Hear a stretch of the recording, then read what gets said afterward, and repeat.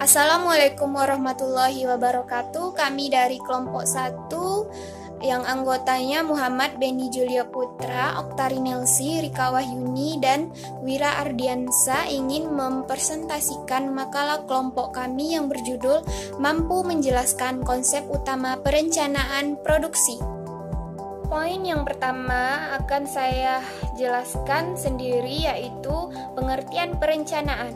Perencanaan merupakan salah satu fungsi manajemen. Dalam perencanaan ditentukan usaha-usaha yang akan diperlukan atau diambil oleh pimpinan perusahaan untuk mencapai tujuan perusahaan dengan mempertimbangkan masalah-masalah yang mungkin timbul di masa yang akan datang. Nah, hasil dari perencanaan adalah sebuah rencana kerja di mana merupakan alternatif yang paling baik untuk mencapai tujuan yang telah diterapkan. Perencanaan produksi adalah perencanaan mengenai faktor produksi yang diperlukan untuk memproduksi produk pada suatu periode tertentu di masa yang akan datang, sesuai dengan yang diperkirakan. Perencanaan dan pengendalian adalah dua fungsi manajemen yang tidak dapat dipisahkan dalam setiap bidang kegiatan, termasuk kegiatan produksi. Perencanaan adalah langkah pertama dalam proses manajemen yang meliputi penetapan tujuan dan sasaran yang ingin dicapai dan keputusan tentang bagaimana cara untuk mencapai tujuan dan sasaran tersebut. Suprijon menyatakan bahwa perencanaan itu mengandung beberapa aspek. Yang pertama, penentuan tujuan yang akan dicapai. Yang kedua, memilih dan menentukan cara yang akan ditempuh dari semua alternatif yang mungkin dipilih. Yang ketiga, usaha-usaha dan langkah-langkah yang akan ditempuh dari semua alternatif. Nah, perencanaan produksi juga dapat didefinisikan sebagai proses untuk memproduksi barang-barang pada suatu periode tertentu, sesuai dengan yang diramalkan atau dijadwalkan melalui perorganisasian sumber daya seperti tenaga kerja, bahan baku, mesin, dan peralatan lainnya. Perencanaan produksi menuntut penaksir atau permintaan produk atau jasa yang diharapkan akan disediakan perusahaan di masa yang akan datang. Nah, selanjutnya akan dijelaskan oleh Oktari Nelsi. Kepada Okta dipersilakan.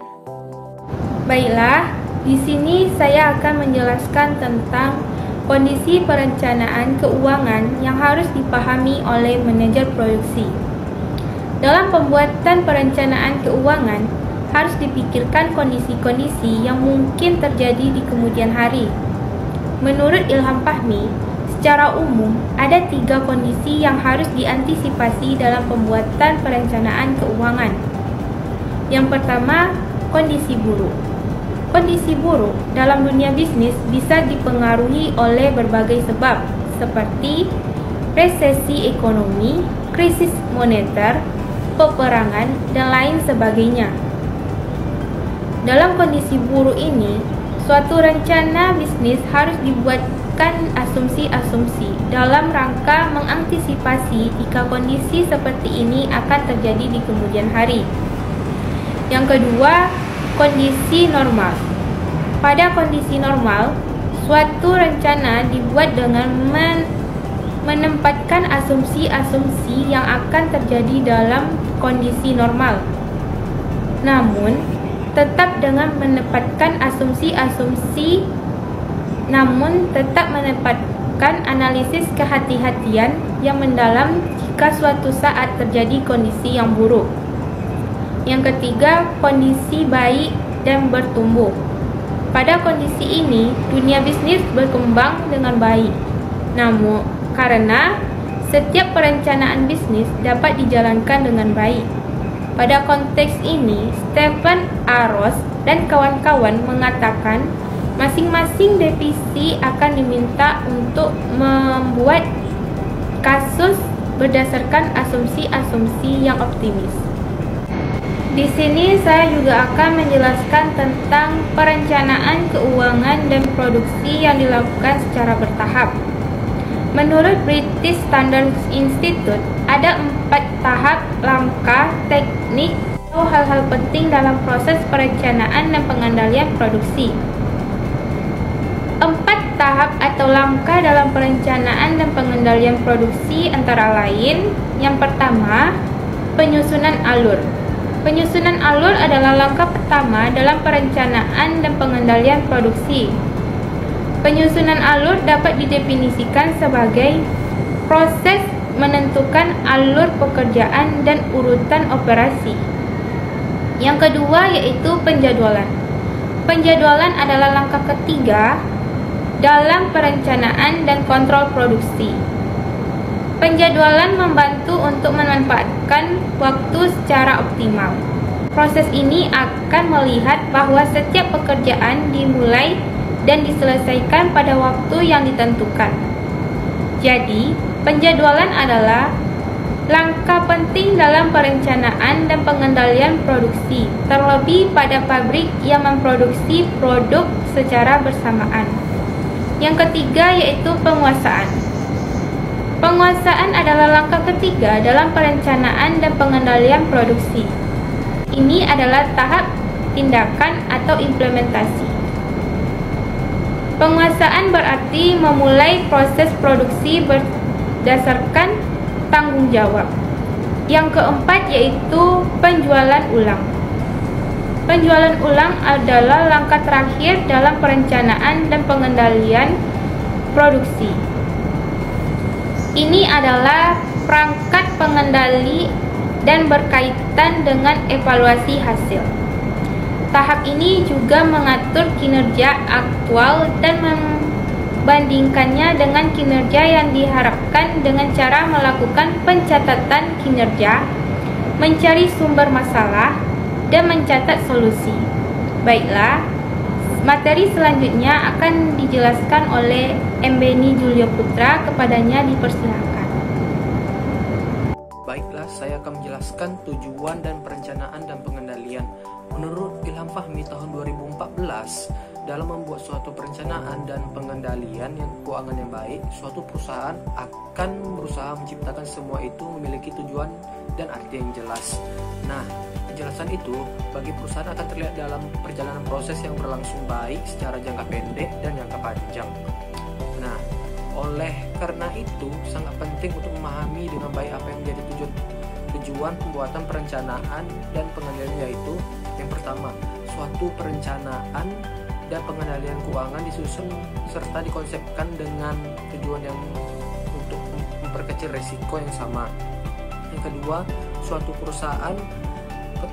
perencanaan dan pengendalian keuangan yang dikonsepkan secara baik serta dijalankan dengan benar mampu memberikan keyakinan kepada para pemilik perusahaan. Nah, yang ketiga, suatu perencanaan dan pengendalian keuangan yang dibuat harus didasarkan konsep atau target-target dan prioritas yang ingin dibangun.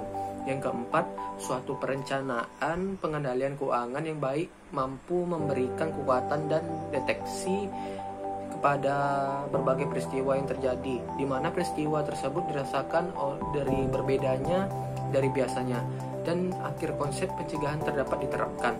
Yang selanjutnya saya akan menjelaskan time schedule.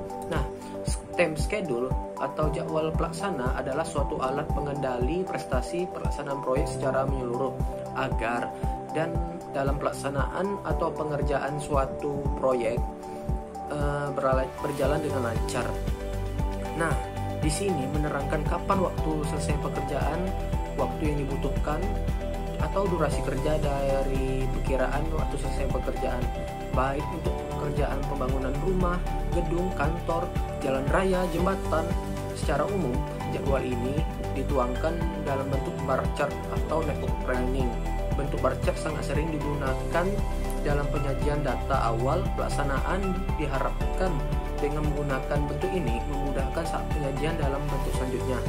Jadwal pelaksanaan dapat dibuat dalam bentuk harian, mingguan, bahkan bulanan. Hal tersebut tergantung pada lamanya yaitu perencanaan atau pelaksanaan dalam suatu pekerjaan proyek. Sebagai contoh, dengan durasi 2 mingguan sampai 1 bulanan akan cocok bila dibuat dengan jadwal pelaksanaan harian. Jika pekerjaannya memiliki durasi waktu selama 2 bulan hingga 1 tahun, maka bisa dibuat dengan jadwal pelaksanaan mingguan, dan terhadap pekerjaan yang durasinya lebih lama sangat cocok dibuat dengan jadwal pelaksanaan bulanan. Nah, adapun manfaat time schedule adalah sebagai berikut. Yang pertama, pendoman waktu dalam pengadaan sumber daya manusia dibutuhkan dalam proyek. Yang kedua yaitu waktu mendatangkan material lokasi, pekerjaan yang sesuai dengan spesifikasi pekerjaan. Selain itu, maksud dan tujuan pembuatan jadwal pelaksanaan untuk suatu proyek konstruksi diantaranya yaitu dapat mengetahui kapan dimulainya suatu item pekerjaan atau lama pekerjaan. Yang kedua, sebagai pedoman untuk mempersiapkan sumber daya manusia sesuai dengan waktunya. Yang ketiga, pedoman dalam mempersiapkan material pekerjaan yang mana sesuai dengan waktunya. Baiklah, selanjutnya akan dibahas oleh Wira. Assalamualaikum warahmatullahi wabarakatuh. Saya Wira Ardiansyah dari kelompok 1. Di sini saya akan menjelaskan tentang poin F, yakni contingency plan. Contingency plan sudah selayaknya dimiliki oleh para manajer yang cerdas, yang menyadari bahwa akan selalu ada resiko yang akan menerjang bisnisnya. Tanpa adanya contingency plan, maka presentase untuk bisa menyelesaikan suatu proyek akan menurun atau bisa jadi gagal total. Dalam kebanyakan kasus, contingency plan diciptakan untuk bisa merespon berbagai kejadian negatif yang mampu merusakkan reputasi suatu bisnis. Sederhananya, contingency plan adalah suatu strategi proaktif yang disusun untuk bisa menilai berbagai kejadian yang mungkin bisa mengganggu operasional bisnis. Seperti yang sudah kita ketahui bersama, bahwa adanya ketidakpastian dan kondisi pasar yang tidak menentu adalah tantangan besar yang harus dihadapi oleh semua pembisnis. Tapi dengan kehadirannya contingency plan, maka setiap pembisnis nantinya bisa menghadapi berbagai peristiwa buruk tersebut dengan tetap tenang. Sekian dari saya. Terima kasih.